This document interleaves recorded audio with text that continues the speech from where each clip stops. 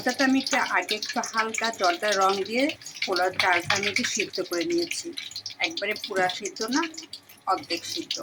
মানে সিদ্ধ রাখার পরে পানিটা ছেঁকে আমি ফেলে দিয়ে পরে আমি একটা ঝুড়িতে রেখে দিচ্ছি। তারপরে আমি এখানে কি দিয়েছি, এখানে দিয়েছি আমি শুধু আটা থেকে তেল আর ঘি। এই ঘিয়ের মধ্যে আমি এখন জর্দাটা দিয়ে দেব।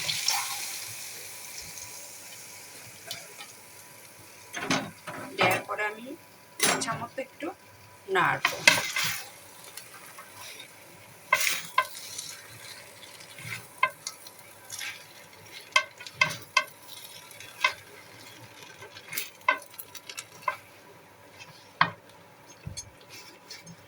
সাথে আমি এখন চিনিও দিয়ে দিব।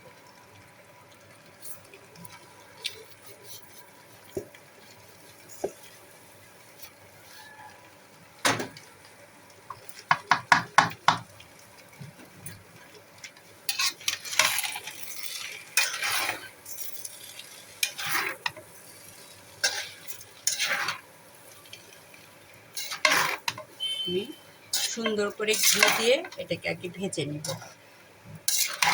তার সঙ্গে আমি কিছু মশলা আলাদা করে রেখেছি। এই জায়গায় সেটা মোরব্বা আছে, বাদাম আছে, কিশমিশ আছে, বিভিন্ন পদের বাদাম আছে, নারকেল আছে।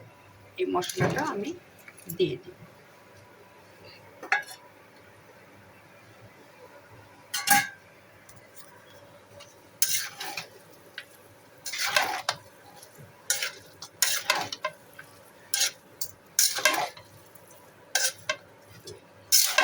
পানি আমি দিব না, কারণ চাউলের পানি আর চিনির পানি এক হয়ে যাবে, এর জন্য পানির কোনো প্রয়োজন নাই। আর পানি দিব না এই কারণে, যেহেতু আমি সুন্দর করে চালটা সিদ্ধ করে নিয়েছি আর হলো তার সঙ্গে ঘিয়ে ভাজা হচ্ছে, তেমন সমস্যা হবে না।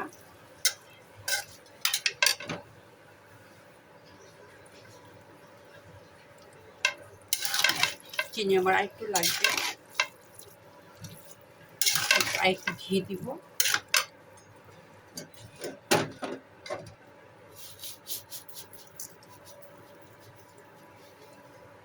আর এই জর্দাটা আমার প্রতিদিনই করতে হয়, আমি আগের দিন রাতেই করে ফেলি। তার একটাই কারণ, আমার ছেলে মেয়ে জর্দা খুব পছন্দ করে, এই জন্য আমার সবসময় জর্দা, লাচ্চা সেমাই আর একটা শুকনা সেমাই, যেটাকে নারিকেল সেমাই বলে, ওটা আমার তিনটাই করতে হয়।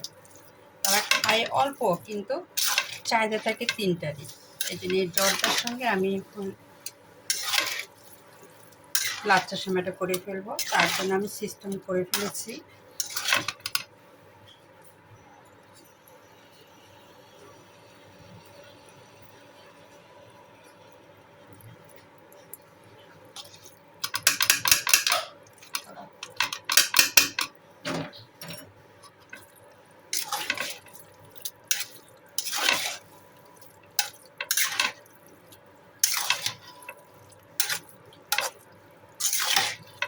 আমার জর্দা হয়ে গেছে, আমি বেশ সময় নিয়ে আরও ভাজবো, তারপরে জর্দাটা নামাবো। এই দেখুন আমার জর্দার কালারটা। আর ঈদে আমার জর্দা করতেই হয় আমার 2 বাচ্চার জন্য।